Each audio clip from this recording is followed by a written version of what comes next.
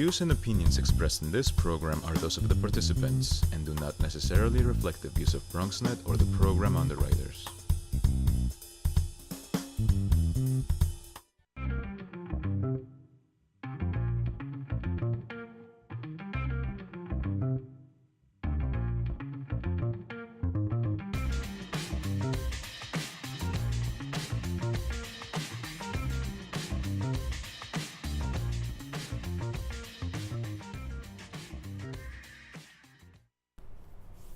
Hey there, welcome to the Bronx Buzz. This is the time that we check out Bronx journalists, Bronx photographers, as we're going to do in this case. Find out a little bit about what they're thinking about, what they're writing or taking pictures of, and kind of what their philosophy is, not only about life in the Bronx, but about, in this case, photographers and their work. Tonight we are thrilled because my longtime buddy Walter Pofeld is with us. How are you, Walter? Nice to have you with us. Good. He's back for more, so apparently the last visit wasn't too difficult. Walter, you have been taking photographs professionally for how long? Is that a fair question? Yeah, I think it's about 16 years now. 16 years, and I never asked you this. Did you have a professional do other things before photography, or how did because you're older than 16 years old, I can tell.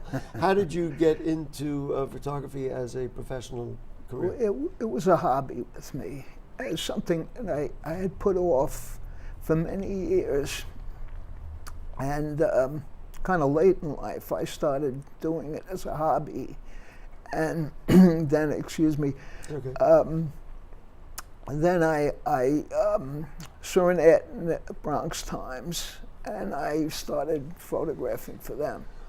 Do you have a favorite type of either, because I know you do work for the Bronx Times, and you freelance, you've been kind of all over the Bronx for all the papers, but is there a type of event like when they call and say, gee, we're doing this, that you say, I love it?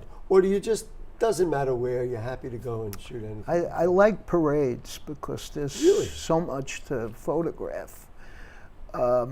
You've got the audience, you've got the people in the parade, you Right. may even have people in a reviewing stand, Yeah. like in the Bronx parade, it would be the borough president or Right. dignitaries. The color, the kids standing on the side, the people watching, the bands. Talk to me a little bit, and I love having this conversation with people who do photography for a living. Talk to me about the changing technology. In the old days, you and I both know, you would shoot film, so you'd buy the film, you'd have to load the film in the camera, you would have 24 or 48 snaps, whether they were good or not good. You couldn't do a burst because you'd be paying for all that film. Then you'd have to take it out, you'd have to have it developed, of course, and then to start again. Talk to me about the changing technology. I'm assuming it's made it easier for you. Yeah, absolutely. I was late. I used to shoot with guys from the Daily News, the New York Times. And I was probably the last one in the Bronx to be shooting film. Thing about film was if you went to an event and you were waiting for a certain thing to happen, you'd have to always be cognizant of how many frames you had left. And so sometimes I would change film before it was used up just to be ready. Of course, with digital, you can... You don't even have to think about it. You could shoot right, 500 or more. I mean, and I love having this conversation because certainly modern people and even young professional photographers have no concept of what that is. In addition, you have to be aware of each frame cost you something because you paid for the film, and then even if you wanted to look at a bad picture, you're going to have to pay to have it developed. You really don't know until it's developed how you can screw it up. Language. And you don't know it until you develop it. So that was always nerve. Is there a difference between what you're shooting now for the Bronx Times versus what you might have shot, I don't know, when you got started? Or is it really all the same things? You go to different events and things like that? Or in other words, I asked you if the technology changed. Now I'm asking you, is the Bronx different or your assignments different? Basically, it's the same. Basically, it's the same. Certain things changed as far as what the paper wants to cover. Ah, that's interesting. I think they used to cover a little bit more Bronx wide, but basically it's all the Wow, same. you know, I was thinking, and you know I'm an avid reader of all Bronx media, the Bronx Times and all the papers. I was thinking that it's just the opposite, that they used to be even more territorial for the Northeast Bronx, because that's where the paper was founded. We know they had a Throgs Neck edition, I think a Morris Park edition, whatever. And now I see a lot of stories about a wider range, but you're telling me when they shoot, they're really shooting in a smaller area. They used to have a third edition, which kind of Was the general edition. yeah, and it covered more stuff from the South Bronx, the West Bronx, Right. maybe Riverdale, stuff Whatever. like that. We don't have to Yeah. break it down. It's not your Yeah, responsibility but- to worry about yeah. it. Do you bring the same equipment to every shoot, or do some shoots? You don't strike me as the kind of photographer who's like big on. I have to have the perfect equipment. Like you, am I barking up the wrong tree? Well, there are times when I should bring a long lens. I don't bring that for every event because it's heavy, and usually I don't use it. But if I'm going to be far back and I need a close-up, I bring the big, heavy equipment. you know. Right. All right, fair enough. So we're going to look at pictures, right? We're going to have a little fun. Okay, sure. We're going to call this segment "Fun with Walter." Let's see some of Walter's latest stuff. So they're going to put it up. You know, when I screened these very briefly before the show, I was surprised it was black and white. So what is this with? I guess it's a dog in a fireplace here. This is street photography, and this one in particular is part of the exhibit that my group, the Bronx Photographers, it's a photography club. This is one of them that's being displayed. Excuse me. You take your time. It's fine. Being displayed in Metropolitan College right now. When you look at this, I mean, aside from the subtlety of the woman in the window behind it, what in your mind for you makes this like a really good photograph? I mean, I know what it says for Yeah. me. It captures so much, almost like the dog is standing guard. But what about this do you like? It was a case where I had done an assignment for the Bronx Times, and I was going back to my car, and I looked up at the fire escape, and I just saw this, and I took a couple of shots, and to me, it's kind of a Bronx scene. It is, you know? yeah, for sure. Did you shoot it in black and white, or after you looked No. at it, you said, you know what, let's turn it into a black and No, I white? converted it to black and And what about this made you say that's what I ought to do? somehow I think when you take street photographs, somehow it looks better in black and white. Some photographs Don't don't work that All right, way. let's look at the next. And I think we're going to alternate some color and black and white. All right, so what is this particular photograph? This is Little Italy. The Bronx Little Italy, I'd like to think. Yes. Okay. Arthur Avenue. The real Little Italy. Right. Arthur Avenue Ferragosto Festival. And Now, is that this year? Or is this an old no, one? this is a couple of years ago. And again, for you, I mean, it's clear that it's just a beautiful photograph. But what I love the balance. Is certainly, you know, what for you makes this a good photograph? I just think it kind of characterizes the atmosphere of that. Captures it. Yeah, You know, it's crowded, but it's got a little air right. and space in People there. enjoying the festival in the street. You know, I'm guessing that I'm going to get a similar answer to just about every picture. What about this picture do you like? And you say, well, it's a Bronx scene. that's what Walter shoots. All right, let's see some more stuff. Now this, what do we got here? This is Sandy, and this Hurricane is, Sandy. yes, in The morning after? Edgewater. No, during it. During it. Edgewater Park. You can see the Throgs Neck Bridge. In the Oh back. yeah, and I didn't even notice And, it. Yeah, sure. I was standing on a concrete pier, and the wind was blowing. Obviously. And at times I thought it was going to blow me over. So I took these pictures and I got out of there quick. Well, what I love about this, and there are other photographers who do this, you would look at this picture, of course, unless you identified the Throg's Neck in the background, and you would never say to yourself, oh, that's the Bronx, because it looks like, it could be on an island Yeah. somewhere. Do we have a sense of how high those waves were? They were up 4 there. or 5 Yeah. feet? Yeah. All right, this, again, I love the versatility. This, of course, is just adorable. Do tell. This is 187th Street in Little Italy again. Okay. And I just happened to see this little girl looking in the bakery at all the cakes and pastry.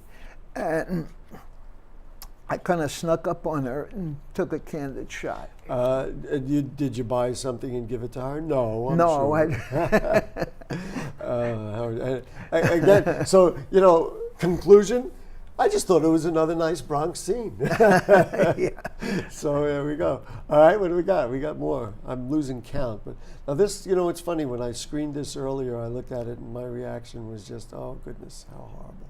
You just Yeah. hate seeing these kinds of things. This was White Plains Road, up a little northerly in the Bronx. There was a fire that burnt out something like 10 stores or something like Wow. that. And it was a really horrific fire. I don't think anybody got hurt, but And where did you take the picture from? Because perspective is an important part of this. Now, this is on yeah. the roof of that building? I was on the roof You were on the looking roof. down Right. on a lower roof. Right. And I got a lot of pictures at that time, but this kind of, I think, showed how dangerous these firemen are walking on a roof that could collapse. You can see some of the holes in the Absolutely. roof, and there was just smoke all over. I smelled of smoke Of course. when I got done with it. But how high up were you when you took this photograph? I was probably maybe on the 8th floor, something like that, Right. of another building. And I understand that. And then this was probably the 3rd or 4th floor. Yeah. Yeah, something Yeah. like.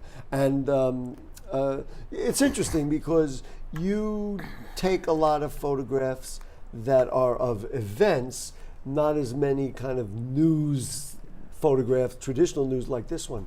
But this is pretty strong. Yeah, it depends. It's like some of them are from assignments. Right. Of And, course, it's whatever you you know. decide.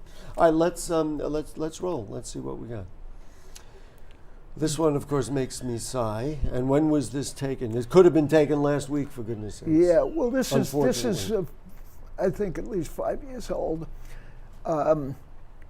There's a woman in the Bronx, South Bronx, who does a parade every year. I haven't spoken to her recently, but it's against gun violence. Of course. And this child was out there with her sign. You know what was interesting when you mentioned that it was 5 years ago? She looks to be maybe 5 years old. She's now 10 or 11 years old. Yeah, right that's now. true, right. And I'd like to. I wish she didn't have to have the same sign. Yeah. I'd like to think she's still passionate about stopping gun violence. Yeah. It's powerful in its understatement. This photograph, Yeah. great picture, Walter. Go ahead. Let's see what So, else. yeah, okay. Oh, here we go. In perfect comparison. All right, this is again Little Italy, and I think it was the same festival, but I just liked the flowers on display and the people walking in the street. I thought we had one or two more pictures of. Oh, they're telling me we're out of time. All right, Walter, we'll Okay. catch you next time. We'll see you around town.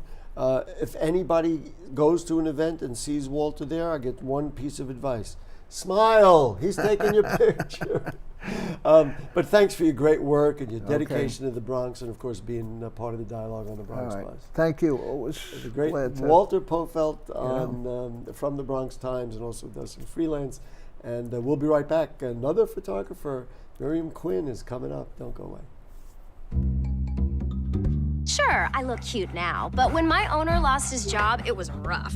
I was living on the street, and one night, me and this Cocker Spaniel got into it so bad, I wound up looking like an ice cream cone.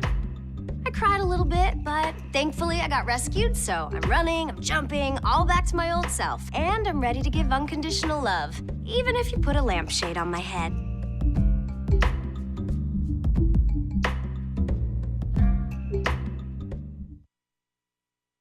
It's not always easy being a dad. Do you have panda asthma too? Does that run in the family? This is the home of the most priceless kung fu artifacts. But when you make an effort, Dad, we're not supposed to touch anything. Oh, sorry. Go long, son. it's always worth it. Whoa, master! The smallest moments can have the biggest impact on a child's life.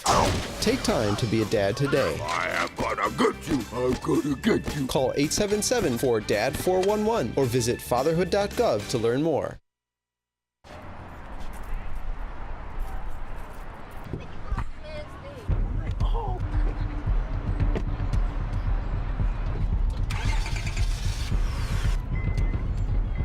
Oh my God, go! Oh, Shane, look out!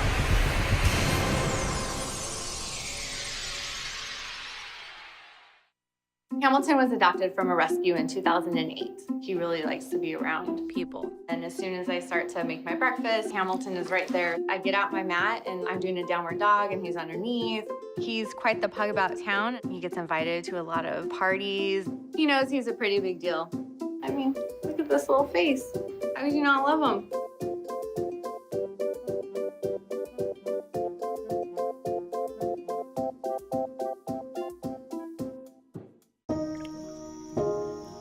This is the story of a boy who didn't talk for a long time. The boy liked things to always be the same. Any changes would scare and upset him. The unknown was an unfriendly place. The boy was very sensitive to lights and sounds. So he built secret hiding places where they couldn't get in. The boy didn't like looking people in the eye. He wasn't trying to be mean, it just made him feel uncomfortable. Sometimes he would flap his arms again and again. One day, I found out I have something called autism. My family got me help. Slowly, I found my voice and learned all the ways I could live with it better. Early intervention can make a lifetime of difference. Learn the signs at autismspeaks.org. Back with you on the Bronx Buzz, and we're thrilled because, and I'm going to tell you the truth, I really wanted Miriam Quinn to be on this show for a long time, and we finally lassoed her around and brought her in. So Miriam Quinn, nice to have you on the Bronx Buzz. Thank you for having me. You have been a photographer. I've seen you at I can't even count how many events. Tell me about, have you been taking pictures all your life, or did you get started at some point? Tell me a little bit. Within the last 10 years, I started doing street events. I mean, I've been doing it since I was in junior high school. You started taking pictures? Yes. Okay. But then I really got into it 10 years ago when I started as a hobby. And then people actually started hiring me. And they said, wow, you do a good job. Yes. When you were taking pictures, even when you were a youngster, did you say to yourself, wow, I really like this? Or is it one of those things that eventually you said, you know what, I actually am good at this? I mean, how was it for you? It was very interesting because you actually see people on a paper, when you're young, you actually say, like we used to use those portable box ones. Sure, of course. Yeah, and you just put it in to Well, develop. the Polaroid. Yeah. The Polaroid, which was like an instant Yeah, the other one camera. was the instant camera, Right, and then from there, I don't know, somehow. So you liked doing it and seeing the result right there because it was like Exactly. instant feedback. Yeah. Are there the types of things that you like to shoot better than others? Like I like action. action. Like if I go to an event, I prefer to take pictures of the people dancing, interacting with other people, than to tell you, okay, you stand over there, and I look at me.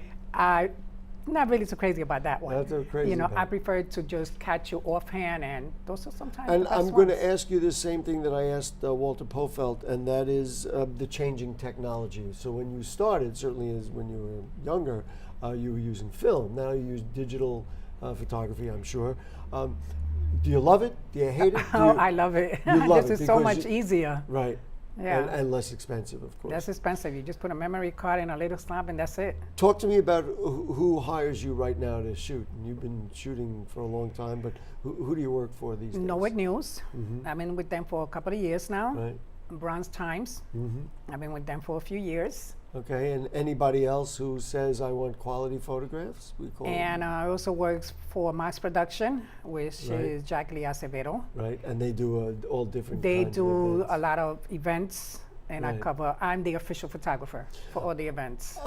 Before we get in, because you've won awards, this was, let's see, a contest-winning photo out of the top 5 at the City Island Museum. We're going to show that in a minute. Oh, yeah. But what do you look for when, after with digital photography, you've taken 100 pictures? How do you know which one? Like, what do you look at and look for that tells you, this one I'm satisfied with this? If it catches my eye, you got to catch your eyes too. Okay. So you know, because you want to make sure that when you look at that photo, you're going to stand and you're going to talk about it and say, oh, there's something interesting about this photo. Right. You know, look at the way he jumped, or look at the way he's not touching the ground, you know, things like that. Whatever it is. Yeah. All right, so are we ready to look? You ready? Here we go. Yeah, I don't know which one I'm you going to chose, do the but- drum roll. All right, this is the first picture. What is this photograph? That one was the day after the spring snowstorm. Okay, and a year ago, 2 years ago? Yeah, no, as a matter of fact, no, this one was when they were doing the polo thing in the water. Water polar polo? bear. Oh, the polar bear, Polar bear? yes, yes. Yes, and I went there and I noticed that there was no way for me to get into the parking lot because there was so much snow. So I said, well, maybe it's already over. But then I saw this little geese looking there by himself and I was like, oh, poor thing. And I just took out the camera and started taking some pictures. There you go. I'm going to ask you the same question that I asked Walter. Did you shoot this in color and then decide it's better in black and white? Yes. Very interesting. I did it in color. He said the same thing, is that if it's an outdoor scene or a street scene, the black and white gives it a sense of drama maybe. Yeah, but the color one was the one that came out in the photo exhibition. Oh, yeah? I was just playing around and decided to do the black and white. And here it is. And All that's right, the one that I found when she told me let's she needed take a look. photos. What do we got? What's next? Oh, this one, I love this picture. Really? I do. Why, you don't like this picture? There's something funny about this picture.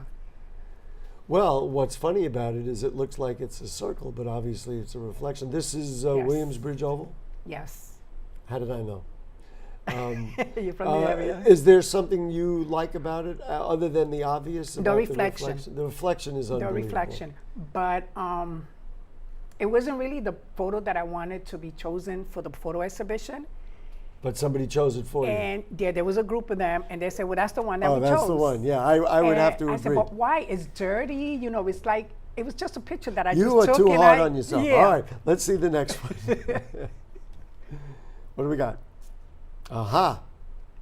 Same spot, I guess, and different day, of course. But this one was a different year. Different year. Yes. And as a matter of fact, the one before, it was underneath. That was the oval underneath. Mm-hmm. This one is on the top. Is this one of those that you worked very hard to capture the angle, to get the sun in that little top, or is it one of those that you took and then looked at it later and said, oh, wow, look at this? Exactly. There was an event going on there that I was covering. And you just happened to take it. And I saw the sun and I was like, oh, I could see the sun on the other side and I could see the reflection. It looked so nice, and I just All right, took the picture. Let's keep rolling. What do we got?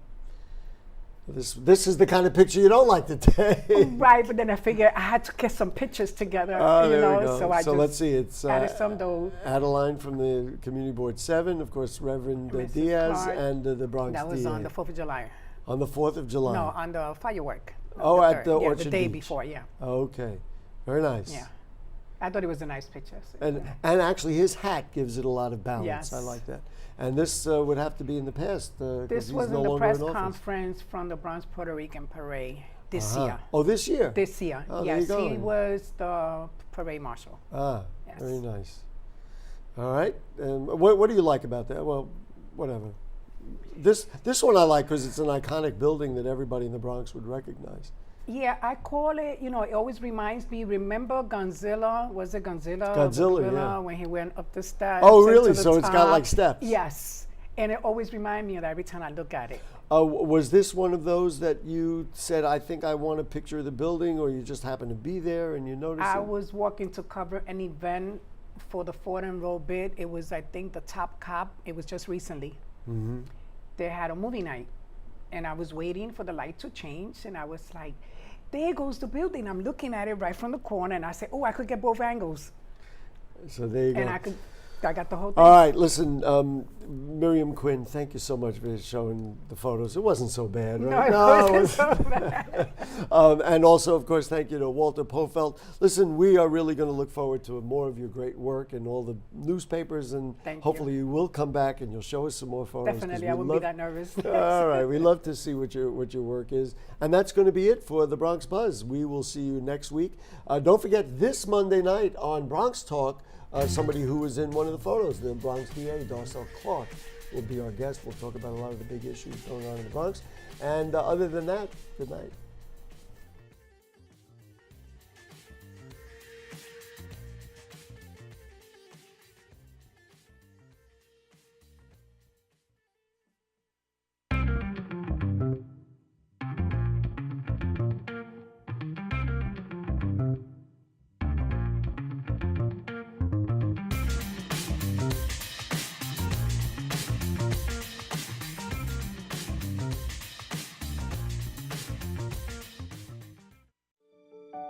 We are there, day one, with baby names and a gift that lasts a lifetime.